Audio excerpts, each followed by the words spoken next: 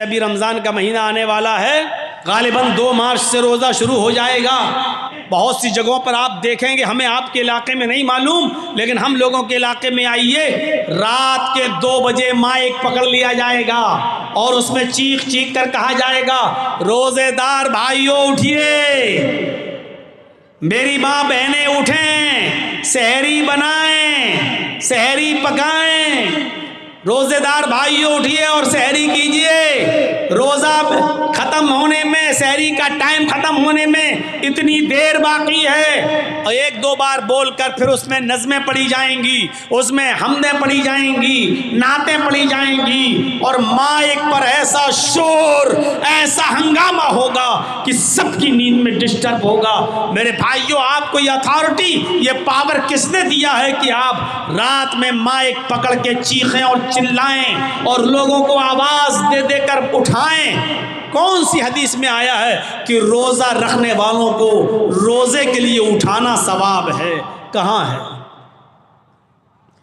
اگر رمضان کے مہینے میں روزے داروں کو اٹھانا ثواب ہوتا تو روزے سے بڑھ کر عبادت ہے نماز، تب تو آپ کو ہر فجر کی نماز سے پہلے، فجر کی نماز کے لیے ہر رات لوگوں کو اٹھانا ثواب ہوتا، اور آپ مائک پکڑ پکڑ کے کہتے ہیں فجر کی نمازیوں، فجر کی نماز کھڑے ہونے میں اتنا وقت رہ گیا ہے، جلدی آؤ آؤ، فجر کی نماز پڑھنے کے لیے آؤ۔ نماز تو روزے سے بڑی عبادت ہے۔ اگر نماز کے لیے لوگوں کو مائک لے کر اٹھانا جائز نہیں ہے تو میرے بھائیو، پھر روزے کے لیے آپ کو مائک پکڑ کے لوگوں کو اٹھانا کہاں سے جائز ہو جائے گا؟ اب آپ کہیں گے کیا روزے داروں کو اٹھانا گناہ ہے؟ ارے اٹھا دیا تو کیا ہو گیا؟ میرے بھائیو، آپ صرف روزے داروں کو نہیں اٹھا رہے ہیں، آپ ان لوگوں کو بھی بیدار کر رہے ہیں جن کی اوپر روزہ نہیں ہے۔ ایک بوڑھا آدمی ہے جس کی عمر 90 سال ہو چکی ہے، اب وہ روزہ نہیں رکھ سکتا ہے، کمزوری ہے اس کو، بہت زیادہ نقاہت ہے، کمزوری ہے، اب فدیہ دے گا بس، اگر وہ نہیں دے سکتا تو اس کی اولاد دے گی، ایک مسکین کو کھانا کھلائے گی روزے کے بدلے میں، فدیہ اس کی اوپر، لیکن اب اس کی اوپر روزہ نہیں ہے، اب وہ بیچارہ روزہ رکھنے کے لائق نہیں ہے۔ اب آپ جب اٹھا رہے ہیں، مائک میں شور کر رہے ہیں، ہنگامہ کر رہے ہیں، تو وہ بیچارہ اس بوڑھے آدمی کی نیند بھی کھل رہی ہے۔ ایک آدمی نے مجھے بتایا، مولانا روزے کے دنوں میں ہمارے علاقے کے ایک آدمی نے مجھے بتایا کہ مولانا اتنی زور زور سے شور ہوتا ہے کہ ہمارے باپ جن کی عمر 85 سال ہے اٹھ جاتے ہیں، بیدار ہو جاتے ہیں، جبکہ میرے باپ کا علاج چل رہا ہے، وہ مائنڈلی ڈسٹرب بھی ہیں، اب ان کا دماغی توازن ٹھیک نہیں ہے، مائیگرین کی بیماری ہے، ان کو نیند کی گولی دینا پڑتی ہے، ان کو ڈپران 10 mg کی چل رہی ہے، جب وہ ڈپران 10 mg کی دیتے ہیں تب ان کو نیند آتی ہے، جب وہ سو جاتے ہیں، لیکن اگر مائک کی آواز سن لیں تو ان کی نیند میں ڈسٹرب ہو جاتا ہے، پھر ان کو کوئی بھی ٹیبلیٹ دے دو پھر نیند نہیں آتی، اور جب وہ مائک کی آواز سے اٹھ جاتے ہیں تو پھر بے چین رہتے ہیں اور پورے گھر والوں کو پھر پریشان کرتے ہیں۔ میرے بھائیوں، مجھے بتاؤ اس آدمی کی اس پریشانی کا ذمہ دار کون ہے؟ آپ اس آدمی کی بھی نیند میں ڈسٹرب کر رہے ہیں جس کو نیند کی سخت ضرورت ہے۔ ایک حاملہ عورت جس کے پیٹ میں حمل ہے، بچہ ہے، شریعت اس کو اجازت دیتی ہے ابھی روزہ نہ رکھے، اگر روزہ رکھے گی تو کمزور ہو جائے گی، کھائے گی پیے گی نہیں تو پیٹ کا بچہ بھی مر سکتا ہے، شریعت اجازت دیتی ہے کہ ابھی وہ روزہ چھوڑ دے۔ اب آپ جب مائک پر چیختے ہو چلاتے ہیں تو اس عورت کی بھی نیند کھل جاتی ہے جس کی اوپر روزے کی رخصت ہے، جس کی اوپر روزہ بھی نہیں ہے۔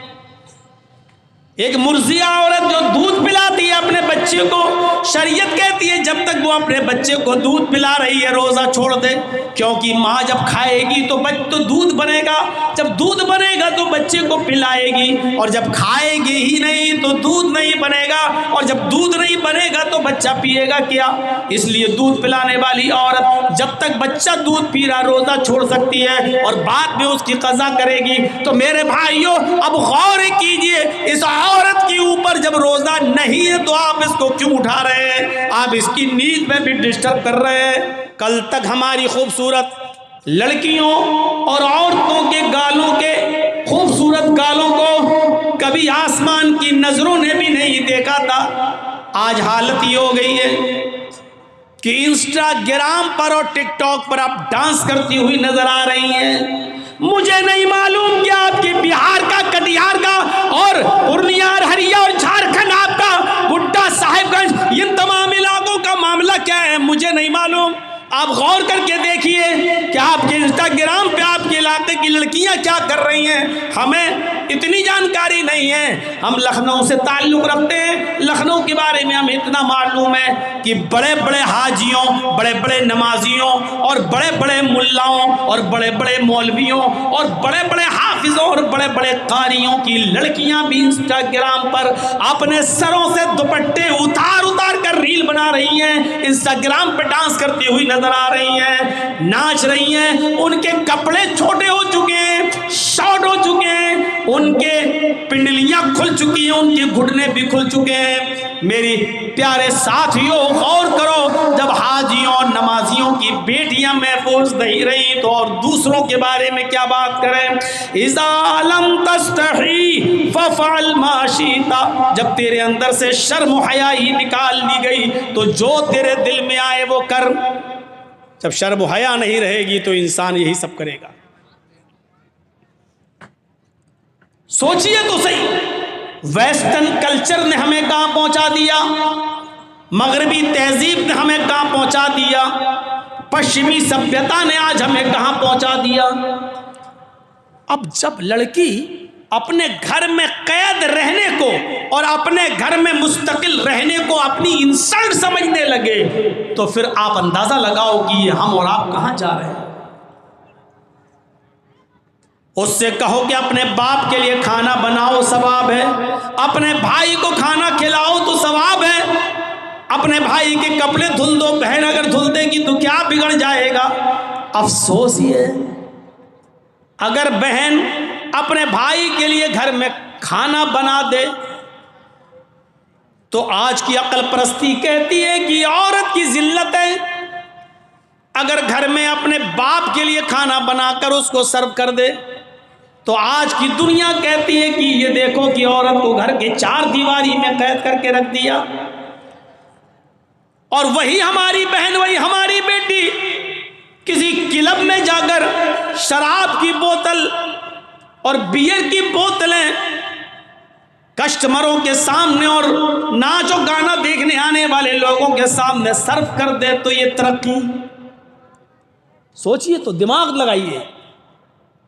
ہماری بہن اگر ہمارے لیے ہمارے گھر میں کپڑا دھل دے تو یہ دقیانوسی، اور ہوٹلوں میں جا کر کام کرے اور مسافروں کے لیے کپڑا دھلے، چادر دھلے اور اس کو بیڈ بستر پہ بچھائے تو یہ ترقی یافتہ۔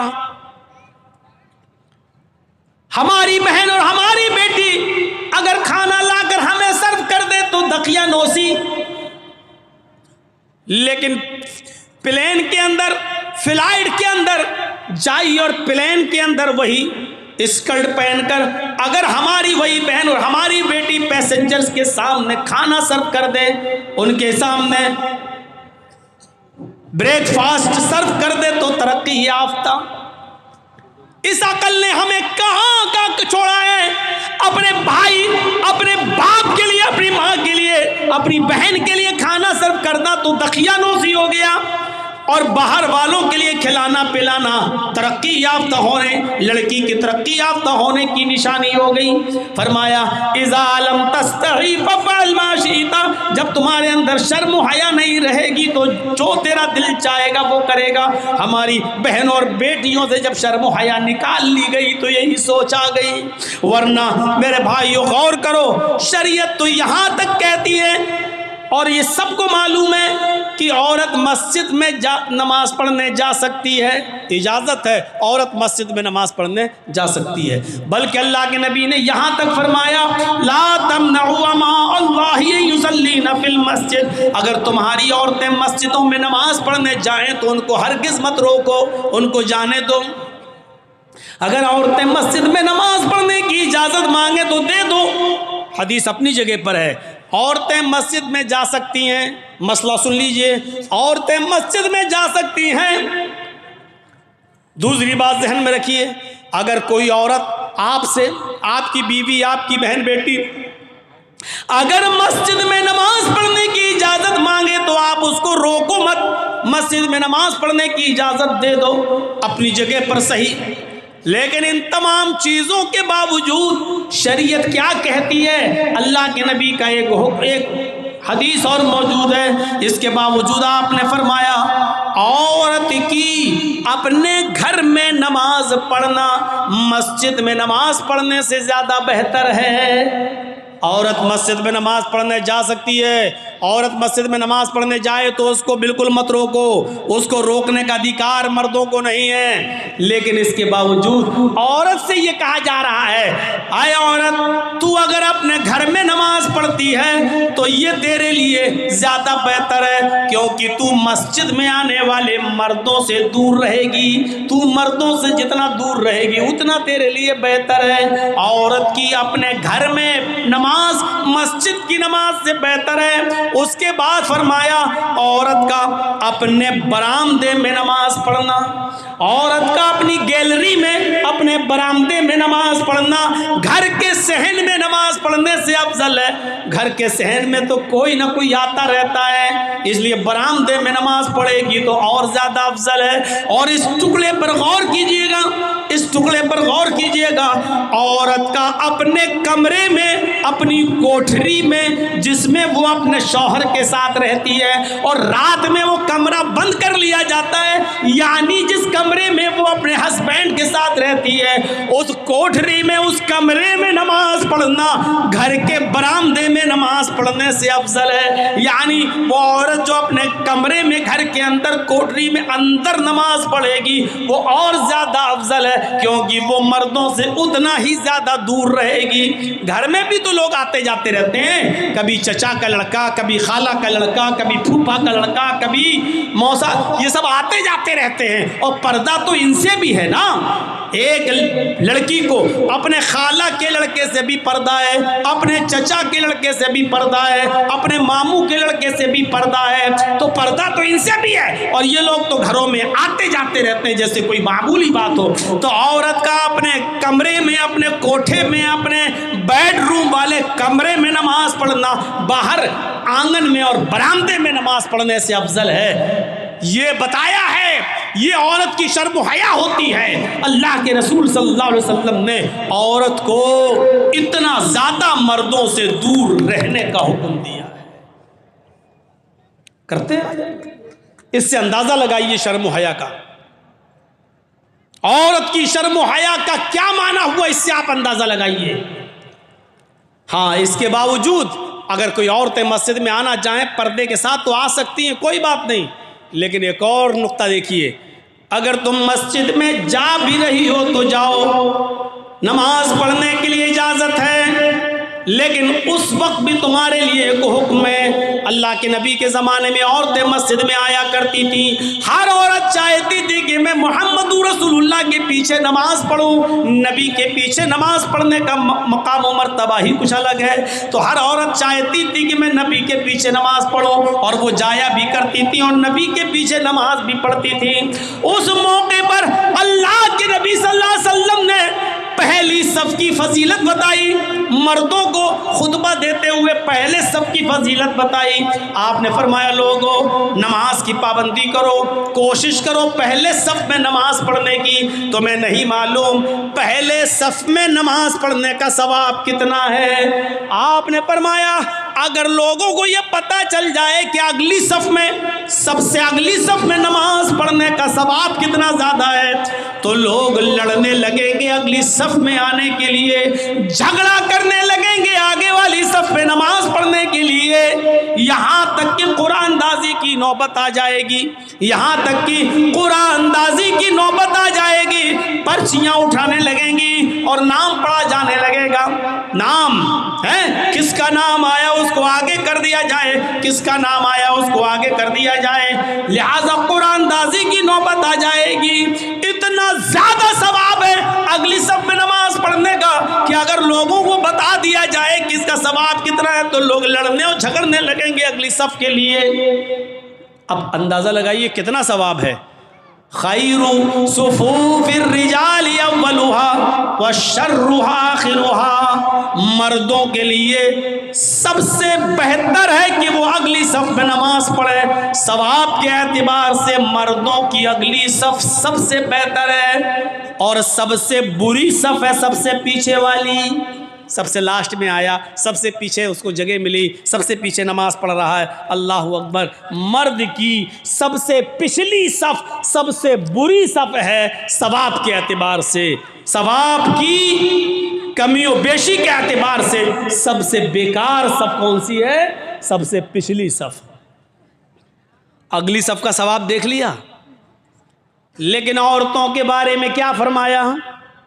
आए मस्तूरात सुनो, अगर रात के 3:15 बजे तक भी तुम यहां मौजूद हो और नीमा के इस जलसे में बैठकर सुन रही हो तो सुनो, अल्लाह के नबी जनाब मोहम्मद रसूलुल्लाह ने फरमाया खैरु सुफूफिन निसाई आखिरुहा व शर्रुहा वलुहा, औरतों की पिछली सफ सबसे पीछे वाली सफ सबसे अफजल सफ है, सबसे बेहतर सफ है सवाब के एतबार से, और सबसे बुरी सफ है आगे वाली सफ।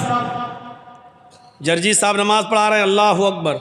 मेरे पीछे मर्दों की 5 सफ़ें लगी हुई हैं, 5 सफ़ें मर्दों की, उसके बाद पर्दा पड़ा हुआ है और पर्दे के पीछे औरतों की 5 सफ़ें लगी हुई हैं। 5 मर्दों की हैं, 5 औरतों की है, बीच में पर्दा पड़ा हुआ है। तो जर्जीत साहब के पीछे जो मर्दों की अगली सफ़ है वो सवाब के एतबार से सबसे बेहतर है, और जो सबसे 5वीं सफ़ जो सबसे पिछली सफ़ है वो सबसे बेकार सफ़ है सवाब के एतबार से मर्दों की। लेकिन उसके बाद पर्दा पड़ा है और पर्दे के बाद 5 सफ़ें औरतों की लगी हुई है। उन 5 सफ़ों में सबसे पीछे वाली जो सफ़ है औरतों की वो सबसे अफजल सफ़ है। सबसे ज़्यादा सवाब औरत को तब मिलेगा जब वो सबसे पीछे वाली सफ़ में नमाज पढ़ेगी, और सवाब सबसे कम उस वक्त मिलेगा जब वो आगे वाली सफ में, यानी औरतों की आगे वाली सफ भी सबसे बुरी सफ है सवाब के एतबार से। पीछे वाली सफ सबसे अफजल है क्योंकि वो मर्दों से उतना ही दूर रहेगी। मेरी माओ, मेरी बहनों सुनो, जब मस्जिद के अंदर भी पर्दे के बावजूद तुम्हारी सबसे पीछे वाली सफ को सबसे अच्छी सफ इसलिए कहा गया है क्योंकि तुम मर्दों से दूर रहो। जब मस्जिद में मर्दों से दूर रहने का हुक्म है तुम्हारे लिए, तो शादियों में, ब्याहों में, रस्म रवाज में, कॉलेजों में, स्कूलों में और नेता नगरी में, बाजारों में और मार्केटों में और शादियों में तुम्हारा मर्दों के साथ एक साथ जमा होना जायज कहां से हो जाएगा, और तुम्हें इसकी परमिशन कहां से मिल जाएगी जब मस्जिद के अंदर भी पर्दे के बावजूद, पर्दा होने के बावजूद तुम्हारी पिछली सफ सबसे अफजल है, आगे वाली सफ सबसे बुरी है। तो फिर तुम्हें आम जगहों पर मर्दों के साथ खल्त मल्त होने की इजाजत किसने दे दी है?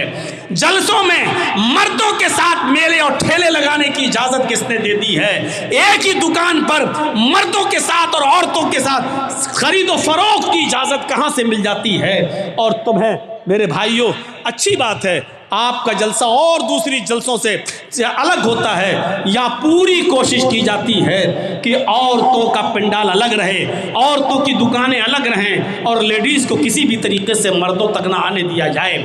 ये बेहतर चीज़ है, अच्छी चीज़ है मेरे भाइयों। कोशिश हर जगह के लिए ऐसी होनी चाहिए, लेकिन आम जगहों पर मैं देखता हूँ और दूसरी जगहों पर जहाँ खल्त मल्त है, लड़के और लड़कियाँ एक ही साथ दुकानों पर खरीदो फरोख्त करते रहते हैं। मेरे प्यारे साथियों, जर्जी साहब नमाज पढ़ा रहे हैं, मेरे पीछे 5-5 सफ़ें मर्दों की लगी हैं। एक रुकू के बजाय 2 रुकू कर लिया, 2 सजदों के बजाय 1 सजदा या 3 सजदे कर लिए, भूल गया।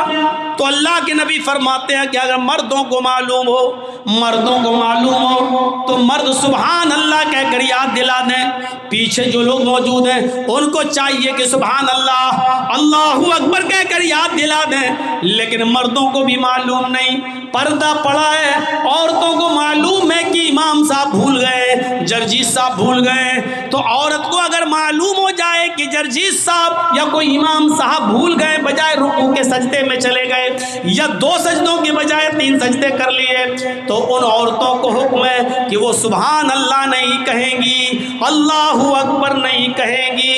او میرے بھائیوں غور کرو, جس عورت کی آواز کا اتنا پردہ کہ سبحان اللہ تک کہنے کی پرمیشن نہیں, الحمدللہ ان جملوں سے زمین و آسمان نیکیوں سے بھر جاتے ہیں, لیکن ان جملوں کو بھی کہنے کی اجازت نہیں دی. اللہ کے نبی نے فرمایا کہ اگر عورت کو معلوم ہو جائے کہ امام بھول گیا تو وہ اس طریقے سے تالی بجائے گی, پیچھے سے ایسے تالی بجا کر یاد دلائے گی, اور یہ آواز امام تک پہنچ جائے گی اور امام سمجھ جائے گا کہ میں بھول گیا ہوں. ان عورتوں کو سبحان اللہ اللہ اکبر جب کہنے تک کی پرمیشن نہیں ہے تو انسٹاگرام پہ گانے کی اور ڈانس کرنے کی پرمیشن کس نے دے دی ہے؟ اپنی آواز میں غیروں تک اپنی آواز کو پہنچانے کی اجازت کس نے دے دی ہے؟ یہ پرمیشن کہاں سے آ گئی؟ اذا لم تستحی ففعل ما شئت, جب تیرے اندر شرم و حیا نہیں رہے گی تو جو تیرا دل چاہے گا وہ کرے گا. آج وہی ہو رہا ہے. ایک 12 سال کا بچہ یہودی کا اللہ کے رسول کی بات سنتا تھا, نبی کی خدمت کرتا تھا, نبی کی سیوا کرتا تھا, اور نبی کی بات سن کر اس کا دل نبی کی باتوں پر آتا تھا. وہ چاہتا تھا کہ ہم اسلام لے آئیں, لیکن اس کا باپ اس کو ڈانٹ کر کہتا تھا بتاؤں ابھی تو محمد کی بات مانے گا, تو محمد کا کلمہ پڑھے گا, تو محمد پر ایمان لائے گا, محمد کے رب پر ایمان لائے گا. اپنے باپ کا غصہ دیکھ کر یہ 12 سال کا بچہ ڈر جاتا تھا اور پھر بیچارہ کچھ نہیں کر پاتا تھا. آتا تھا, نبی کی بات سنتا تھا, نبی کی خدمت کرتا تھا اور چلا جاتا تھا. ایک دن پتہ چلا کہ وہ بیمار ہو گیا. اللہ کے نبی نے کہا کئی دن سے وہ آیا نہیں. فرمایا وہ تو بیمار ہے. اے اللہ کے نبی وہ تو بیمار ہو گیا ہے. آپ نے فرمایا چلو مجھے اس کے گھر لے کر چلو. اللہ کے رسول اس 12 سال کے یہودی بچے کے گھر جاتے ہیں, دروازے کو دستک دیتے ہیں, دروازہ کھولا جاتا ہے, یہودی گھر میں اندر آنے کی اجازت دیتا ہے. اللہ کے نبی اس چھوٹے سے 12 سال کے بچے کے پاس جا کر بیٹھ جاتے ہیں, اور اس کی حالت اتنی گمبھیر ہے کہ وہ یعنی سانسیں لے رہا ہے, یہ حال ہے اس کا. اب مرا کہ تب مرا, ابھی روح نکلی کہ تب نکلی, کنڈیشن اس کی بہت نازک, اور وہ اللہ کے نبی کو دیکھ رہا ہے. اللہ کے رسول نے اس کے سر پہ ہاتھ رکھ کر کہا قل یا غلام لا الہ الا اللہ, اے بچے اپنی زبان سے لا الہ الا اللہ کہہ دو. کنڈیشن دیکھ رہے ہیں, بچہ مرنے والا ہے, آخری سانسیں لے رہا ہے, اور اللہ کے نبی ایسی کنڈیشن میں اس سے کیا کہہ رہے ہیں, بیٹا بچے, اے غلام, اے بچے لا الہ الا اللہ پڑھ لے. اس لڑکے نے اپنے باپ کی طرف ایسے دیکھا گویا کہ کہہ رہا ہو کہ ابو میرا دل ان کی طرف ہے, ان کی تعلیم کی طرف ہے, میری پوری زندگی میں آپ نے مجھے پرمیشن نہیں دی, آج تو ان کی بات مان لینے دیجئے. زبان سے کہہ نہیں پا رہا ہے لیکن ایسے دیکھ کر اشارہ دیکھ رہا ہے اپنے باپ کو. اس کے باپ نے سمجھ لیا کہ میرا بیٹا جب آتا تھا اللہ کے رسول کے پاس سے تو مجھ سے نبی کی تعریف کرتا تھا, محمد رسول اللہ کی باتیں بتاتا تھا اور اسلام لانے کے لیے آمادہ تھا, لیکن میرے ڈر کی وجہ سے نہیں لاتا تھا. تو باپ نے آج اپنے بچے کے چہرے کو دیکھا تو کیا فرمایا, بیٹے کیا فرمایا, یا بنیا ابو القاسم, اے میرے بیٹے تم ابو القاسم کی بات مان لو, اے میرے بیٹے آج تم محمد رسول اللہ کی بات مان لو. یہ جو کہہ رہے ہیں کلمہ پڑھنے کے لیے تم کلمہ پڑھ لو. اس بچے نے مسکراتے ہوئے کہا، جب دیکھا کہ باپ نے اجازت دے دی تو وہ بچہ مسکرایا اور مسکرا کر اس نے کلمہ پڑھا، اشہد ان لا الہ الا اللہ واشہد ان محمدًا عبدہ ورسولہ۔ بخاری کے الفاظ، یہاں اس نے کلمہ پڑھا اور کلمہ پڑھتے ہی اس بچے کا انتقال ہو گیا، کلمہ پڑھتے ہی اس بچے کی روح قبض عنصری سے پرواز کر گئی، کلمہ پڑھا اور کلمہ پڑھتے ہی اس بچے کی روح قبض عنصری سے پرواز کر گئی۔ اللہ کے نبی صلی اللہ علیہ وسلم نے جب دیکھا کہ اس کی سانسیں کام نہیں کر رہی ہیں، اکھڑ گئی ہیں، دل کام نہیں کر رہا، دھڑکنیں بند ہو گئی ہیں، سمجھ گئی کہ یہ بچہ انتقال کر گیا، سب کو یقین آ گیا بچہ مر گیا۔ اللہ کے نبی اپنے جہاں بیٹھے تھے اس کے سرہانے کے پاس وہاں سے اڑتے ہیں اور کھڑے ہو کر یہ جملے ادا کرتے ہیں، الحمدللہ الذی انقذہ عن النار۔ تمام تعریفیں اس اللہ کے لیے جس نے اس بچے کو جہنم کی آگ میں جلنے سے بچا لیا، تمام تعریفیں اس اللہ کے لیے جس نے اس بچے کو جہنم میں جلنے سے بچا لیا۔ کلمہ پڑھا اور جنت کا مستحق ہو گیا۔ اس بچے نے کلمہ پڑھتے کتنی نیکی کی، کلمہ پڑھا اور انتقال۔ اگر کلمہ نہ پڑھتا تو کہاں جاتا؟ کلمہ پڑھا تو کیا نبی اکرم کہہ رہے کہ اللہ نے اس کو جہنم سے بچا لیا، اور جو جہنم سے بچ گیا اس کا مطلب وہ جنت کا مستحق ہو گیا، یعنی وہ جنتی بن گیا۔ تو یہ ہے لا الہ الا اللہ۔ لا الہ الا اللہ کے تعلق سے ایک چیز اور بتاؤں گا اور اس کے بعد دوسری چیز پر آ رہا ہوں میں۔ میرے بھائیوں، یہ تو تھے پڑھنے والے۔ اسود نے کلمہ پڑھا لا الہ الا اللہ، جنگ میں گیا، شہید ہو گیا، جنتی۔ ایک بھی نماز نہیں پڑھی، ایک بھی روزہ نہیں رکھا، جنتی۔ اس بچے نے کلمہ پڑھا اور مر گیا، جنتی۔ ایک بھی نماز نہیں پڑھی، ایک بھی روزہ نہیں رکھا۔ یہ ہے کلمہ طیبہ، یہ ہے کلمہ لا الہ الا اللہ۔ اور آئیے اس کے برعکس میں آپ کو ایک اور منظر دکھاؤں، جنہوں نے کلمہ نہیں پڑھا ان کا انجام کیا ہوا۔ چچا، نبی اکرم کے چچا ابو طالب، یہ بھی نہیں کہ ان کو موقع نہیں ملا تھا، موقع بھی ملا تھا، پوری زندگی نبی کی خدمت بھی کرتے رہے، اور خدمت بھی ایسی ویسی نہیں۔ اللہ کے نبی جب پیدا ہوئے تو ماں نہیں، 6 سال کے ہوئے ان کی ماں جب ان کو ان کے باپ کی قبر دکھلا رہی تھی اپنے شوہر کی، تو شوہر کی جدائی میں خود ان کی روح نکل گئی اور ٹیک پڑا اور ماں آمنہ کا انتقال ہو گیا۔ 6 سال کی عمر میں محمد رسول اللہ نے اپنے باپ ہی کی قبر کے پاس اپنی ماں کو بھی دیکھ لیا کہ انتقال کر گئی، ماں بھی مجھے چھوڑ کے چلی گئی۔ دادا نے پالا عبد المطلب نے، اور 8 سال کے ہوئے محمد رسول اللہ تو دادا بھی چھوڑ کے چلے گئے۔ اب 8 سال سے لے کر 25 سال تک، جب تک کہ محمد رسول اللہ کی شادی نہیں ہوگی حضرت خدیجہ سے، تب تک محمد رسول اللہ کو ابو طالب کھلاتے رہے، پلاتے رہے، پالتے رہے، پوستے رہے، بڑا کرتے رہے، جوان کرتے گئے، یہاں تک کہ خدیجہ سے نکاح ہو گیا، اس کے بعد بھی اپنے پاس رکھے رہے، یہاں تک کہ آپ کی عمر 40 سال ہو گئی اور نبی بن گئے۔ اور نبوت کے بعد جب کھلم کھلا دعوت و تبلیغ کا حکم دیا گیا تو آپ نے کھلم کھلا دعوت و تبلیغ کا پرچم لہرایا۔ کافروں نے مارا، ستایا، تو ابو طالب محمد رسول اللہ کو بچاتے رہے۔ اللہ کے نبی لوگوں کو ایک اللہ کی دعوت دیتے رہے، اور جو پریشانیاں آتی تھی ابو طالب اس پر بچاتے رہے۔ اور ایک دن آیا کہ کافروں نے یہاں تک کہہ دیا کہ ابو طالب اب پانی حد سے آگے چڑھ گیا، اے ابو طالب اب پانی بہت زیادہ سر چڑھ گیا ہے، اب ابو بھتیجے کو میرے حوالے کرو، اس نے ہمارا جینا دو بھر کر دیا ہے، اس نے ہمارا رہنا دو بھر کر دیا ہے، اس نے ہمارے معبودوں کو برا بھلا کہہ کر ہماری زندگی تنگ کر دی ہے، اب ہم آپ کے بھتیجے کو نہیں چھوڑیں گے، اس بھتیجے کو ہمارے حوالے کرو۔ ابو طالب نے کہا واہ، اپنا بھتیجا ہم تمہیں دے دیں؟ اور تم اس کو سزا دو؟ میں نے بڑی پیار سے محبت سے پالا پوسا بڑا کیا۔ فرمایا اگر آپ کو بچے پالنے کا اتنا شوق ہے تو میں اپنا بیٹا تمہیں دے دیتا ہوں۔ اے ابو طالب تم اس بچے کو کھلاؤ، میں اپنا بیٹا دے دیتا ہوں، تم اس کو کھلاؤ پلاؤ بڑا کرو، وہ تمہاری خدمت کرے گا، تمہارے ساتھ رہے گا، لیکن تمہارے بھتیجے کو میں ماروں گا اور تمہارے بھتیجے کو ہمارا سماج ہماری سوسائٹی جو سزا دے گی وہ دے گی۔ ابو طالب نے کہا واہ کتنا اچھا فیصلہ کر رہے ہو، تمہارے بچے کو میں کھلاؤں پلاؤں پال پوس کر بڑا کر کے ساڑ بناؤں، ساڑ کر دوں، اور میرے بھتیجے کو لے جا کر تم اس کی ٹکا بوٹی کرو، تم اس کو قتل کرو، تم اس کو مارو۔ کتنا اچھا فیصلہ کر رہے ہو تم، یہ فیصلہ ہے تمہارا؟ تو آئے ابو طالب تو اب سمجھ لو کہ معاملہ کتنا آگے بڑھنے والا ہے۔ تمہارے بھتیجے نے ہمارا رہنا دوبر کر دیا ہے، زندگی تنگ کر دی ہے، سمجھا لو اپنے بھتیجے کو، اگر نہیں مانا تو جہاں ملے گا ہم تمہارے بھتیجے کو قتل کر دیں گے۔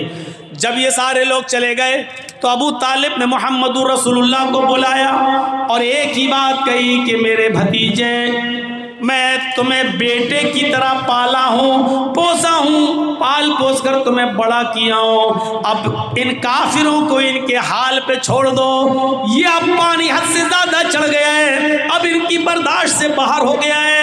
اے میرے بھتیجے یہ تمہیں قتل کرنا چاہتے، تمہیں مارنا چاہتے ہیں، اور میں بھی اتنا کمزور ہو چکا ہوں کہ اب میں تمہاری کتنی مدد کر سکتا ہوں یہ تم دیکھ سکتے ہو۔ میرے ناتواں کاندھوں پر، میرے کمزور کانٹوں پر اتنا بوجھ نہ ڈالو کہ میں اسے برداشت نہ کر سکوں، میرے ناتواں کاندھوں پر اتنا بوجھ نہ ڈالو کہ میں اسے سہ نہ سکوں، میرے ناتواں کاندھوں پر اتنا بوجھ نہ ڈالو کہ میں اسے برداشت نہ کر سکوں۔